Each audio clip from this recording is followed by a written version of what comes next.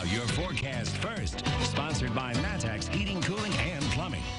Just a few flurries out there still tonight, but nothing like what it was earlier this afternoon when some lake effects snow was actually coming down off of Lake Michigan here into central Illinois. That fading away here tonight. And we'll see more in the way of sunshine for your Tuesday, but it will start out on another chilly note. 21 in Champaign. There is a little bit of a wind, so that's making it actually feel like 11 degrees. A cold start for the kids at the bus stop as they head back to school tomorrow. How about around 15 degrees? A chilly start to the day. We're going to make a run towards 30, which is better than the 20s we did all day today. And things get interesting once again at the end of the week. Another winter storm heading our way. We'll outline it for you coming up. WCIA 3 News starts right now. Now from WCIA 3 News. This has been a problem since July 2nd of 2018. And that allowed hundreds of non-U.S. citizens to sign up to vote. How it happened in the first place. Plus, it's a product many of us use to break the ice, but it can be dangerous for your pets. What you need to know when it comes to using salt. There's a new race for this year's Illinois Marathon, and it's a good way to get a taste for running. You're watching your local news leader. This is WCIA 3 News at 10. That's a deportable offense for this person.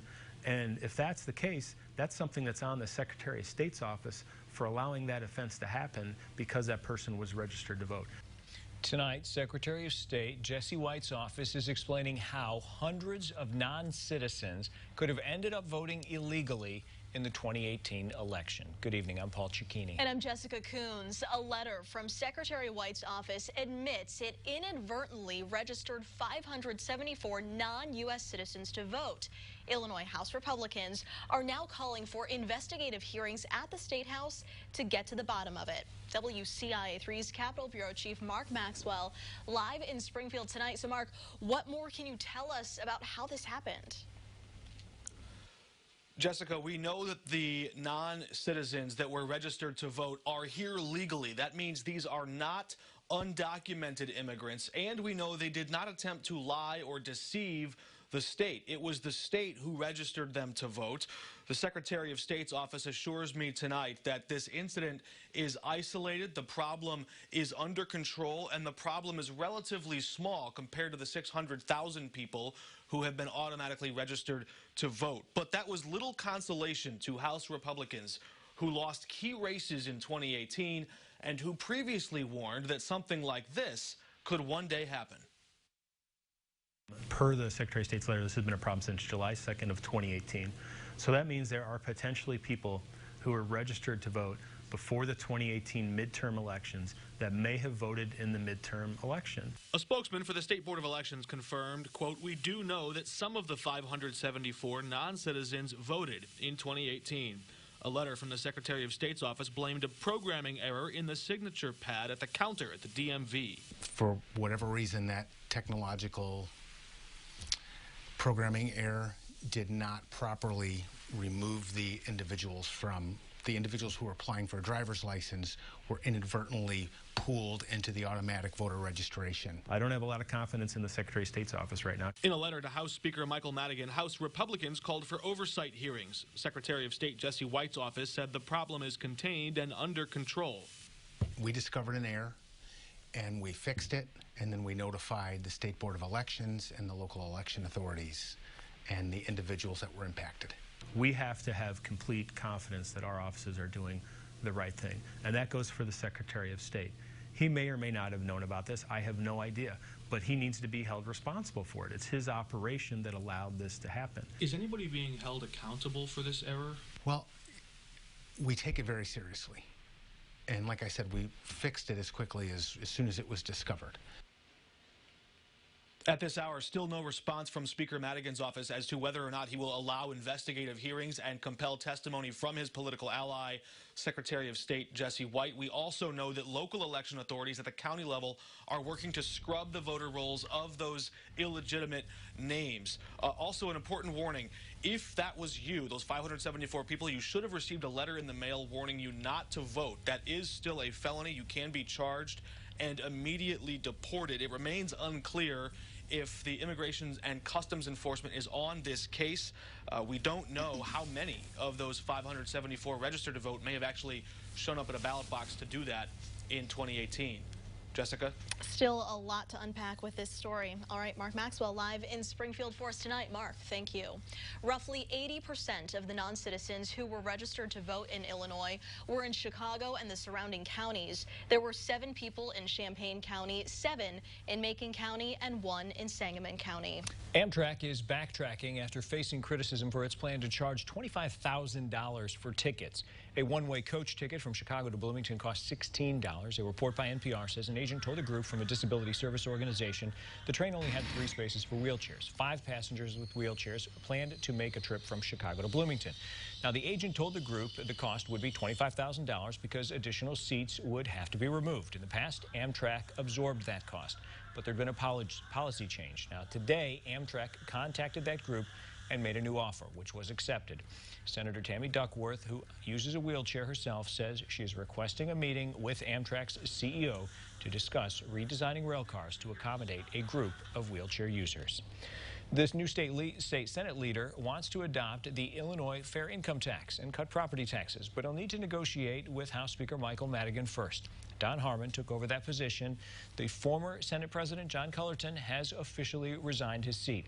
John Cullerton was famously close with Speaker Madigan. Their relationship dated back 40 years. But how will Harmon negotiate? This is what he had to say when we asked him. Nothing advances in Springfield without passing through both chambers. I have great confidence in my ability to work with Speaker Madigan without being subservient to him. I will respect the institution of the Senate and do my best to defend it as an institution, but I'm confident that I could work with him. Several Senate Democrats say they chose Harmon in part because they felt he was less likely to cater to the governor. State police are investigating after a woman was found dead outside of a home. 45-year-old Neva Martin was found Saturday morning in rural Chrisman in Edgar County. She was the assistant administrator at Brookstone Estates, a senior living facility in Paris. No word yet on her cause of death. Champaign police still need your help looking for a suspect in an attempted bank robbery. This happened earlier this month at First Midwest Bank on West Springfield and Prospect.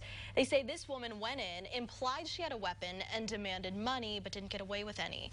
Even though she has long black hair in these photos, authorities believe that's a wig. She left in a silver sedan that police later discovered was stolen. If you have any information, you should contact Crime Stoppers. New at 10, a coal mine company that plans to put a mine in Vermilion County has had to temporarily shut down one of its mines in Indiana. 90 people were laid off at the Carlisle mine in Sullivan County, Indiana. Sunrise Coal says it's because there's an oversupply of domestic coal. The company is working on developing the Bulldog mine near the village of Allerton in Vermilion County. A Champaign drum shop is closing its doors after more than 30 years in business. Skins and Tins opened in 1989. That shop sits downtown at the corner of Main and Walnut. The owners announced they're closing because it's time for them to retire. WCIA 3's Courtney Bunting joins us now. Courtney, there have been a lot of changes happening in that block they're located. Absolutely, Jessica, and just within a short amount of time. Another example is the venue CU. That's a wedding venue which is taking over 51 Main and Memphis on Main. They just announced that change in October. Now, 51 Main was a nightclub, and in February, its owners announced it would relocate to Bradley Avenue, where Raptors used to be. Memphis on Main, on the other hand, closed in October 2018. But there are some staples that have remained. Joe's Kuhn and Company, the men's clothing shop, for example. They've been in that area since 1865. Now, I talked to the man who owns Esquire and Black Dog. Black Dog's second location is just down the street from Skins and Tins, and says he's noticed many changes during just the 4 years he's been in that spot. Despite some businesses leaving, however, he says other new ones have taken their places. But he says the increase in business has taken away from the hometown feel the area used to have. It's not as personal as it used to be. When there wasn't all those businesses out here, you knew everybody that you saw around, and but now it's become more impersonal, and you don't know everybody like you used to. Pedro Heller, who you just heard from, says he is happy overall with the direction the area is going, but says it would be helpful if there were more parking spots to accommodate the new businesses and shoppers. He says he does enjoy the good relationship, however, he has with other business owners in that block.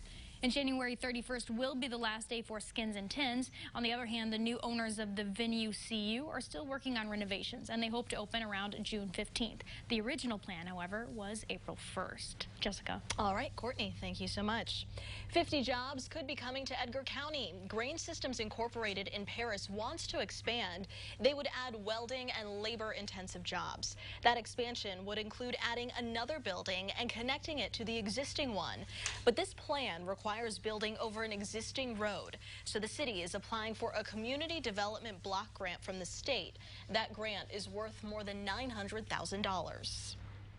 Anytime that you're adding 50 new jobs, when you hear about other places that are losing, well, it's a good thing for the city of Paris and the surrounding area. Perfect economic development to facilitate further change in Paris.